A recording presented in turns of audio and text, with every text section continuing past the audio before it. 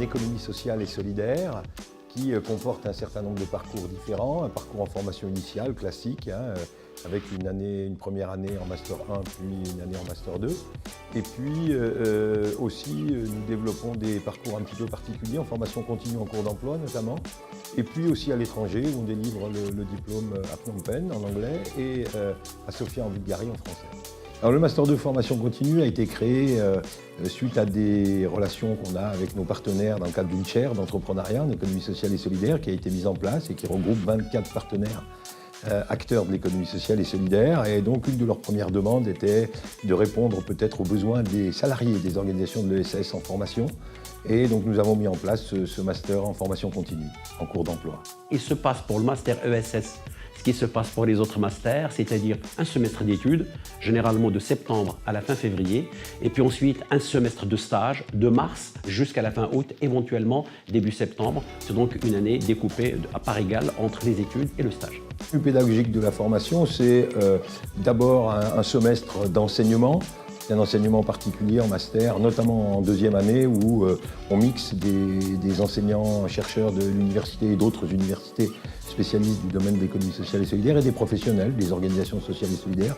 Alors le suivi de la formation et les évaluations reposent sur un ensemble d'exercices complémentaires. Ça va des devoirs individuels faits sur table jusqu'aux mémoires de stage soutenus en fin d'année devant un jury ad hoc.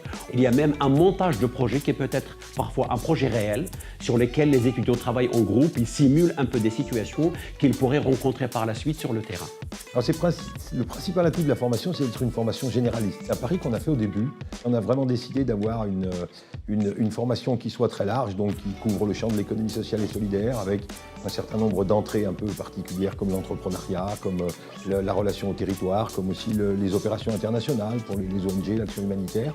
Et puis tout ça est traversé par des aspects qui sont aujourd'hui nécessaires dans la formation, comme la méthodologie de gestion de projet ou le développement durable. Constatons que nos étudiants peuvent aller dans des institutions internationales, ils peuvent se retrouver dans des banques, ils peuvent se retrouver dans des collectivités publiques, ils peuvent se retrouver y compris dans des institutions, voire même à l'OTAN.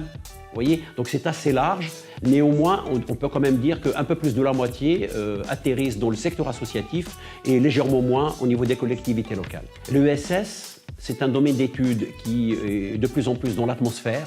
C'est quelque chose qui est revendiqué par le public nombreux qui chaque année postule à la poursuite d'études en ESS. Alors, contrairement à ce qu'on peut croire, l'économie sociale et solidaire mène à tout. Et donc on peut dire que les débouchés sont multiples, d'ailleurs à la lumière des représentations de l'économie sociale et solidaire qu'on cantonne parfois à des types d'activités un petit peu restreints comme l'aide à la personne, mais en fait ça concerne des champs d'activités économiques beaucoup plus larges. Alors, ce qu'on peut dire globalement, c'est d'abord qu'il y a beaucoup d'opportunités de recrutement dans le champ de l'ESS parce que c'est un secteur qui continue à se développer malgré la crise. On a fait des enquêtes sur les débouchés des étudiants. On place 100% de nos étudiants à 3 mois après le master, donc pas de problème. On vient à l'ESS pour avoir un métier, on y vient aussi parce qu'il faut vivre.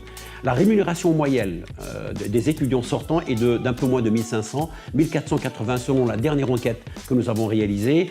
Et l'argument principal qui pousse le public à venir le voir, c'est l'adéquation souhaitée entre un métier plein, bien rémunéré, formateur, mais en même temps une forme d'éthique, un supplément d'âme, c'est-à-dire être utile à la collectivité et peut-être dans un milieu apaisé, serein, où l'on peut faire carrière, tout en satisfaisant à la légitime ambition de chacun d'avoir un métier.